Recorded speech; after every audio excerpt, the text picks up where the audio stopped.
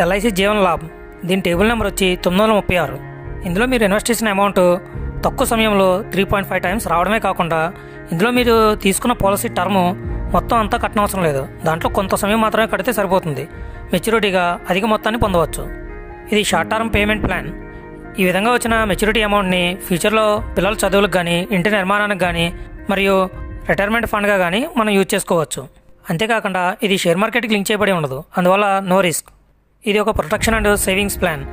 ఇది ప్లాన్ చివరిలో మెచ్యూరిటీని అందివ్వడమే కాకుండా ఇన్ కేస్ పాలసీ మధ్యలో ఏమైనా రిస్క్ జరిగినట్లయితే కుటుంబానికి ఆర్థిక భరోసాను కూడా అందిస్తుంది. ఈ ఎల్ఐసి జీవన్ లాభ్కి మినిమం ఏజ్ లిమిట్ వచ్చి 8 సంవత్సరాలు, మ్యాక్సిమం ఏజ్ లిమిట్ వచ్చి 59 సంవత్సరాలు. అంతేకాకుండా ఇందులో మినిమం ఇన్వెస్ట్మెంట్ వచ్చి 2 లక్షలు, మ్యాక్సిమం ఇన్వెస్ట్మెంట్ వచ్చి నో లిమిట్, మనం ఎంతైనా చేసుకోవచ్చు. నెక్స్ట్, ఈ ఎల్ఐసి జీవన్ లాభ్లో 3 రకాల ఆప్షన్స్ అయితే ఉన్నాయి. అవి ఏంటంటే policy terms.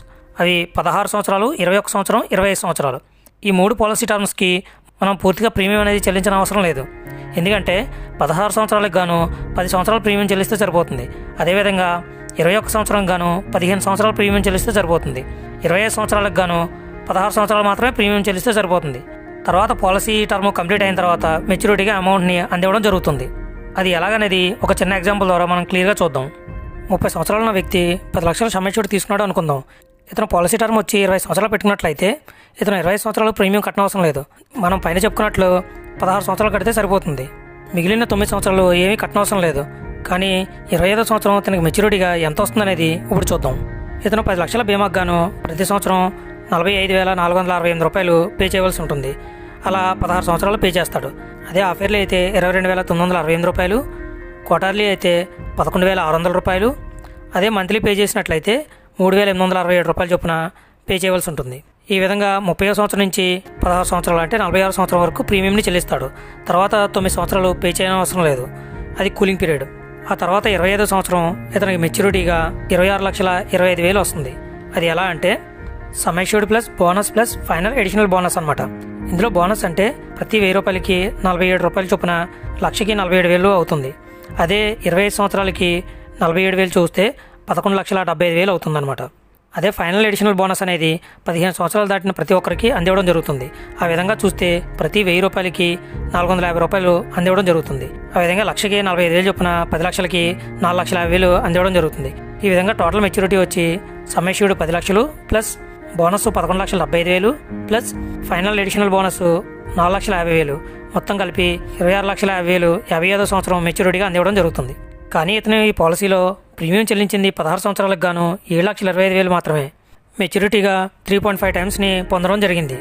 Next, death benefit. ఇతను 30వ సంవత్సరంలో ఈ పాలసీని స్టార్ట్ చేశాడు కాబట్టి డే 1 నుంచి 25 సంవత్సరాల లోపు ఏ విధమైన రిస్క్ జరిగినా రిస్క్ని క్లెయిమ్ చేసుకోవచ్చు. ఇతనికి స్టార్టింగ్ నార్మల్ కవరేజ్ కింద 10 లక్షలు, అదే యాక్సిడెంటల్ కవరేజ్ కింద 20 లక్షలు అందివ్వడం జరుగుతుంది.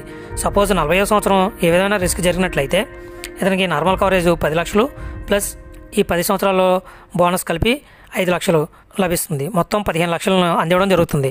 అదేవిధంగా యాక్సిడెంట్ ద్వారా రిస్క్ జరిగినట్లయితే 20 లక్షలు ప్లస్ బోనస్ 5 లక్షలు, మొత్తం 25 లక్షలని కుటుంబానికి ఆర్థిక భరోసా కింద అందివ్వడం జరుగుతుంది. ఇన్ కేస్ 50వ సంవత్సరం రిస్క్ జరిగినట్లయితే 30వ సంవత్సరం నుంచి 50వ సంవత్సరం అంటే 20 సంవత్సరాలు అయింది కాబట్టి 15 సంవత్సరాలు దాటినప్పటి నుంచి ఫైనల్ ఎడిషనల్ బోనస్ అనేది కూడా యాడ్ అవుతుంది. దానివల్ల 50వ సంవత్సరం final additional bonus plus bonus 2 కలిపి 12 లక్షలు అందివ్వడం జరుగుతుంది. ప్లస్ నార్మల్ కవరేజ్కి 10 లక్షలు ప్లస్ 12 22 లక్షలు అందివ్వడం జరుగుతుంది. అదే యాక్సిడెంట్ అయితే 20 లక్షలు ప్లస్ 12 32 లక్షలను ఆర్థిక భరోసా కింద కుటుంబానికి అందివ్వడం జరుగుతుంది. Next, accidental death disability benefit. ఈ సిచ్యువేషన్లో అతనికి యాక్సిడెంట్ జరిగి ఈ యాక్సిడెంట్లో అతను మరణించకుండా ఏదైనా ముఖ్యమైన అవయవాన్ని కోల్పోయినట్లయితే దానికి సంబంధించిన డిజేబిలిటీ సర్టిఫికేట్ని సంస్థకు సబ్మిట్ చేయవలసి ఉంటుంది. ఈ విధంగా సర్టిఫికేట్ని సబ్మిట్ చేసిన తర్వాత ఎల్ఐసి సంస్థ మిగిలిన ప్రీమియమ్స్ అన్నీ కూడా వాళ్ళే పే చేసుకుంటారు. అంతేకాకుండా 10 లక్షల సమ్ అష్యూర్డ్ని 10 సంవత్సరాల పాటు ప్రతి సంవత్సరం 1,00,000 రూపాయలు చొప్పున అందివ్వడం జరుగుతుంది. దాని తర్వాత 25 సంవత్సరాలు కంప్లీట్ అయిన తర్వాత మెచ్యూరిటీగా 26,25,000 కూడా మెచ్యూరిటీగా అందివ్వడం జరుగుతుంది. అక్కడతో ఈ ప్లాన్ క్లోజ్ అవుతుంది. Next, loan facility. 2 సంవత్సరాలు దాటిన తర్వాత ఎప్పుడైనా మనం లోన్కి అప్లై చేసుకోవచ్చు. ఇందులో మ్యాక్సిమం 90% వరకు మనకి 9.5% ఇంట్రెస్ట్తో లోన్ని అందివ్వడం జరుగుతుంది. అంతేకాకుండా మీరు లోన్ అమౌంట్ పే చేయనట్లయితే మీరు ఈ 20 సంవత్సరాలు మీరు ఇంట్రెస్ట్ని పే చేసుకుంటూ లాస్ట్లో మీకు వచ్చే మెచ్యూరిటీ అమౌంట్లో ఈ లోన్ అమౌంట్ని డిడక్ట్ చేసుకుని రిమైనింగ్ అమౌంట్ని మీరు మెచ్యూరిటీగా పొందవచ్చు. అంతేకాకుండా మీరు ఎప్పుడైనా బ్యాంక్లో లోన్స్ తీసుకోవడానికి, హౌస్ లోన్ కానీ వేరే ఇతర లోన్స్ తీసుకోవడానికి సెక్యూరిటీ డిపాజిట్ కింద ఈ పాలసీని పెట్టి లోన్ తీసుకునే సదుపాయం కూడా దీనికి కల్పిస్తున్నారు. Next tax benefit. ఇందులో మనం కట్టే ప్రీమియంపై అండర్ సెక్షన్ 80C ప్రకారము ట్యాక్స్ డిడక్షన్ కూడా పొందవచ్చు. అంతేకాకుండా మనం పొందే మెచ్యూరిటీ అమౌంట్ని కానీ, రిస్క్ జరిగినప్పుడు వచ్చే అమౌంట్ కానీ అండర్ సెక్షన్ 1010D ప్రకారము ట్యాక్స్ ఫ్రీగా పొందవచ్చు. ఇది ఫ్రెండ్స్ LIC జీవన్ లాభ్ యొక్క కంప్లీట్ డీటెయిల్స్.